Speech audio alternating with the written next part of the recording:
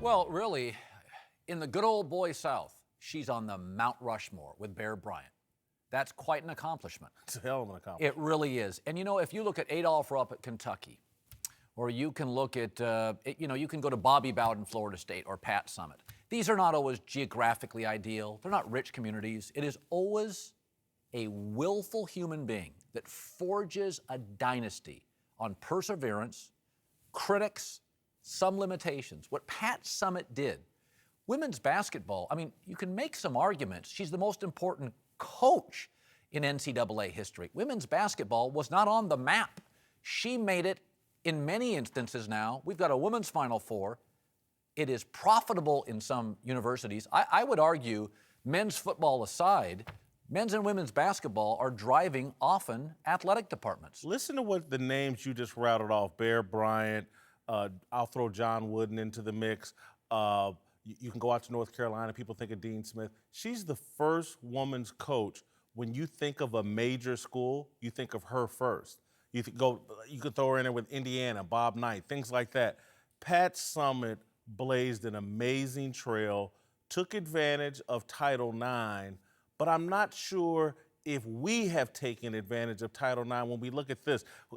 I think of Pat Summitt blazing a trail for other women, but let's look at the numbers. Since 1972, 90% of women's sports in college where the head coach was another woman. In 2015, 40% of the coaches are women. That's an amazing turnaround, an amazing influx of men. When you go to women's college basketball, in 1977, 79% of the head coaches were women. In 2015, 58% of the coaches are women. So Pat Summitt comes in and Title IX comes in, opens up all these opportunities for women. Pat Summitt builds this amazing program at Tennessee, first women's coach to get paid $1 million. And guess who runs in and takes advantage of this and seizes the economic opportunity? Men. Men do. Men have overrun women's college athletics. I'm not someone that's really in support of that.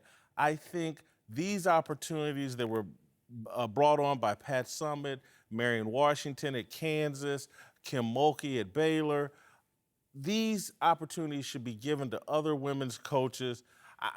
Couldn't I argue what makes Pat Summitt legendary is I don't think of her as a woman's coach. I think of Pat Summitt as a great coach. I would argue what the really great coaches do and the really great actors do and the really great titans do in our business world, I don't think about race or gender. I will say this, though. I think it's important, in my view, that we think of Pat Summitt as a great coach who is also a woman. I don't want to separate the woman from the greatness, because when we do that, I think it lessens the opportunity for other women, and particularly in their sports. I look at and I don't want to go too far with this, but I look at the feud between her and Gino Auriemma. And again, Pat Summitt comes in and starts coaching at $8,000 a year, washing her team's uniforms. Men come in, and now Gino Auriemma is the face of women's college basketball. Hey, congratulating, tip my hat, he's built a great program. But I would prefer a woman be at the top of women's college basketball, a woman making $2, $3, or $4 million a year, the top program in college basketball. I look at the feud between Auriemma and Pat Summitt, and I got to say, I was always on Pat Summitt's side. And again, no offense. But I would argue that if women's basketball is going to grow, it can't be gender influenced. What I'd love to see an NBA coach say, this sport matters so much. I'm going to coach WNBA.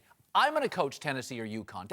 The growth can't be gender-based. Women's basketball, to me, when I watch it, is a real sport now. I would agree, but the system is so rigged in favor of men, the American system, in favor of white men.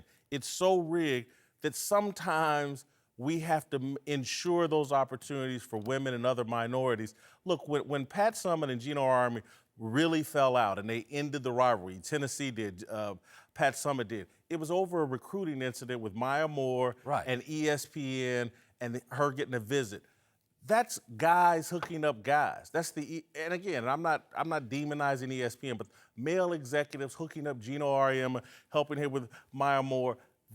Is that, or is it people that live in the state of Connecticut helping UConn basketball? No doubt about it. That's part of it as well.